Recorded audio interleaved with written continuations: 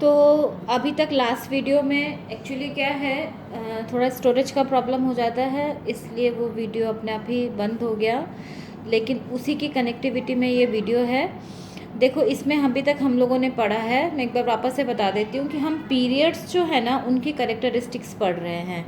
जो हमारी टेबल्स के अंदर पीरियड्स हैं, यानी जैसे कि अगर हम इधर से इधर की तरफ मूव करते हैं, लेफ़्ट टू राइट जब हम मूव कर रहे हैं, तो लेफ़्ट टू राइट मूव करने में किस तरह से इनके अंदर क्या क्या करेक्टरिस्टिक्स हमें पता चलती हैं। तो देखो, अभी तक हम लोगों ने पढ़ा था, हम लोगों ने एक करेक्टरिस्टिक लिया कि जो थर्ड पीरियड है ना, sodium, magnesium, aluminium, silicon, phosphorus, sulphur, chlorine और आर्गन।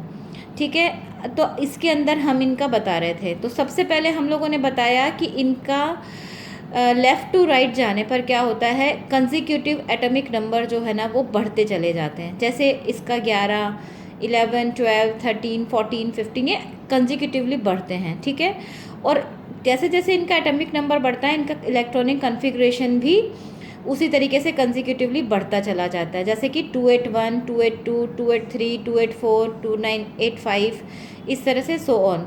ठीक है, तो ये हो गया इनका लेफ़्ट टू राइट में। फिर हम लोगों ने इनकी वैलेंसीज पढ़ी थी कि वैलेंसीज जो है ना, कि एक पीरियड के अंदर वैलेंसीज कैसे बढ़ती हैं कि 1, 2, 3, 4, देन अगेन 3, 2, 1, 0। तो ये इस तरह से इनकी वैलेंसीज होती हैं। लेफ़्ट टू राइट जाने पर क्या होता है, साइज़ ऑफ एटम्स जो है ना वो डिक्रीज़ होते चले जाते हैं। यानी कि सोडियम का साइज़ जो है वो सबसे बड़ा है और आर्गन जो है उसका साइज़ सबसे छोटा होगा। देखो, यहाँ पर हम आर्गन नहीं लेंगे क्योंकि एक नोबल गैस है, इसकी कैरेक्टरिस्टिक सबसे अलग होती है, तो हम सिर्फ क्लोरीन तक लेते हैं। तो सोडियम, जैसे इसका जैसे सोडियम है तो उसका सबसे ज़्यादा साइज़ बड़ा, एटम का साइज़ उसका बड़ा। उसके बाद जैसे जैसे है एटम का साइज़ छोटा होता चला जाता है। इसको हम इस तरीके से भी कहेंगे कि जैसे जैसे प्रोटॉन्स की संख्या जो है, मतलब प्रोटॉन्स जो है उनकी क्वांटिटी न्यूक्लियस में बढ़ती जाती है ना, वैसे वैसे वो इलेक्ट्रॉन को अपनी तरफ ज़्यादा अट्रैक्ट करते हैं। ठीक है, इस वजह से इनकी साइज़ जो है ना वो हॉरिजन, मतलब जो पीरियड्स हैं उनके अंदर लेफ़्ट टू राइट जाने पर डिक्रीज़ होती है। अब आप इसको हर चीज़ को आप समझना कि अगर ये इस डायरेक्शन में डिक्रीज़ हो रहा है तो ये अपोजिट डायरेक्शन में इंक्रीज़ हो रहा है। यानी अगर मैं ये भी कह सकती हूँ कि एटम्स की साइज़ जो है ना वो एक हॉरिजन के अंदर राइट टू लेफ़्ट आने पर, अगर मैं राइट से लेफ़्ट आऊँगी तो इंक्रीज़ हो रही है, अगर मैं लेफ़्ट से राइट जा रही हूँ तो डिक्रीज़ हो रहा है। ओके, और फिर इसके बाद हम लोगों ने पढ़ा था इनका मेटेलिक करेक्टर। तो एक हॉरिजन में लेफ़्ट टू राइट जाने पर मेटेलिक करेक्टर जो है वो डिक्रीज़ होता है। ठीक है, क्योंकि हम लोगों ने जैसे पीरियड्स में पढ़ा था कि इधर जो ये जितने भी ग्रीनिश पोर्शन जो हमको दिख रहा है ना, ये सारा इतना सारा जो भी है ये सब मेटल है। ठीक है, ये मेटेलॉइड्स हैं। मेटेलॉइड्स होते हैं जिनके अंदर पिंक वाले जो हैं ये मेटेलॉइड्स हैं, यानी ये मेटल और नॉन मेटल दोनों के जैसे बिहेव करते हैं। और फिर ये बाद में जो इधर ये येलो वाला पोर्शन है, ये सारा इतना, ये है नॉन मेटल्स। ठीक है, तो एक पीरियोडिक टेबल के अंदर लेफ़्ट साइड का पोर्शन मेटल्स, फिर ये मेटेलॉइड्स, और राइट साइड का पोर्शन जो है वो नॉन मेटल्स के लिए होता है। ठीक है, तो अगर हम एक हॉरिजॉन में जब हम इस साइड से लेफ़्ट टू राइट जाते हैं तो इनका मेटेलिक नेचर जो है ना वो धीरे धीरे डिक्रीज़ होता चला जाता है। तो हम इसको इस तरह से कहेंगे कि अगर मैंने एक उसमें लिया, जैसे सोडियम है, ये सबसे ज़्यादा मेटेलिक नेचर दिखाता है। उसके बाद जैसे जैसे हम इस पीरियड के अंदर आगे बढ़ते जाएंगे, इनका मेटेलिक नेचर कम होता चला जाता है और नॉन मेटेलिक नेचर बढ़ता चला जाता है। जैसे कि अभी इसमें है तो सोडियम, मैग्नीशियम, एल्यूमिनियम, ये तीनों प्रॉपर मेटल का नेचर दिखाते हैं। सिलिकॉन जो है ये मेटेलॉइड है, और नॉन मेटल्स के अंदर फॉस्फोरस, सल्फर और क्लोरीन, तो ये तीनों नॉन मेटल्स के जैसे बिहेव करते हैं। तो मेटेलिक करेक्टर जो है वो लेफ़्ट टू राइट जाने पर डिक्रीज़ होता है। ठीक है ना, डिक्रीज़ का मतलब ये ज़्यादा मेटल है और इनके अंदर मेटेलिक करेक्टर्स नहीं हैं। आ गया। अब इसके अंदर, यानी ये हमारे पास 4 पोर्शन हो गए। अब इसके बाद नेक्स्ट जो है वो है इनका केमिकल रिएक्टिविटी। तो केमिकल रिएक्टिविटी कैसे होती है, तो केमिकल रिएक्टिविटी भी क्या है कि जैसे जैसे हम लेफ़्ट टू राइट जाते हैं ना, इनकी केमिकल रिएक्टिविटी भी डिक्रीज़ होती चली जाती है, ठीक है, डिक्रीज़ होती जाएगी, है ना। कैसे होगा? क्योंकि केमिकल रिएक्टिविटी के अंदर क्या है,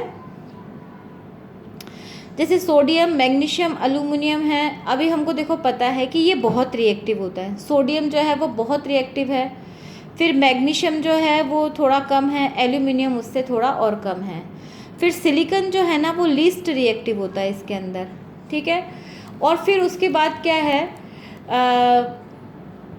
इसके बाद क्या होता है, जैसे फॉस्फोरस है, सल्फ़र है और क्लोरीन है।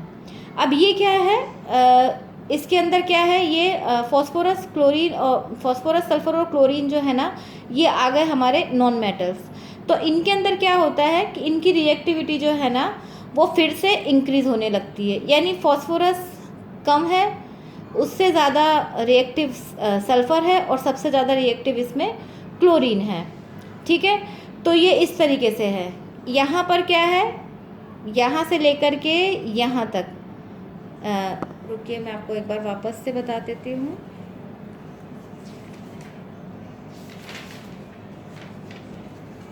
देखिए,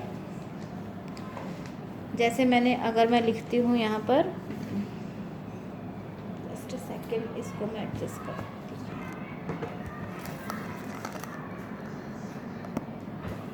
हाँ, जैसे कि अगर मैंने हमारे एलिमेंट्स लिखे यहाँ पर, सोडियम, मैग्नीशियम, एल्यूमिनियम, सिलिकॉन,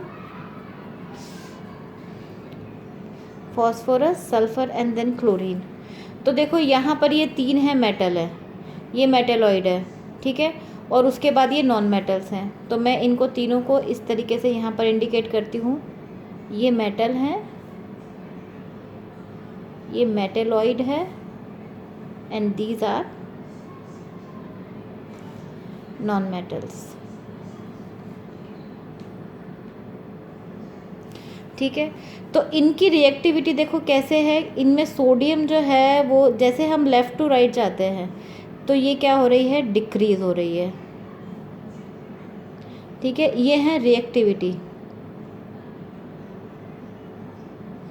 यानी सोडियम सबसे ज़्यादा एक्टिव है, मैग्नीशियम उससे कम, एल्यूमिनियम उससे कम, और सिलिकॉन जो है ये लीस्ट रिएक्टिव होता है। उसके बाद नॉन मेटल्स जो है ना, उसके अंदर क्या होता है कि यहाँ से लेकर के यहाँ तक जब हम आते हैं ना, तो इनकी एक्टिविटी जो क्या होती है, इंक्रीज़ होती है। यहाँ पर डिक्रीज़ हो रहा था, यहाँ पर इंक्रीज़ हो रहा है, ठीक है। यानी इन तीनों नॉन मेटल में फॉस्फोरस जो है वो सबसे कम रिएक्टिव है, उससे सल्फ़र थोड़ा ज़्यादा और क्लोरीन सबसे ज़्यादा रिएक्टिव है। तो ये इनकी केमिकल रिएक्टिविटी हो गई। एक ग्रुप के, एक पीरियड के अंदर हम इनकी रिएक्टिविटी के बारे में पढ़ रहे हैं। अब इनके जो ऑक्साइड्स, जैसे हम लोगों ने पढ़ा था कि ये अधिकतर क्या है, ऑक्साइड की फॉर्म में मिलते हैं। तो हम लोगों को ये भी पता है कि मेटल जो है ना, हम लोगों ने पढ़ा था कि मेटल के जो ऑक्साइड्स होते हैं ना वो हमेशा बेसिक नेचर के होते हैं, और नॉन मेटल्स के ऑक्साइड्स जो होते हैं वो एसिडिक नेचर के होते हैं, ठीक है। तो बेसिक इसके अंदर हम अगर हम इनका इसी फॉर्म के अंदर, जैसे यहाँ पर हम लोगों ने इनकी रिएक्टिविटी पढ़ी, अगर हम इनके नेचर ऑफ ऑक्साइड्स पढ़ेंगे,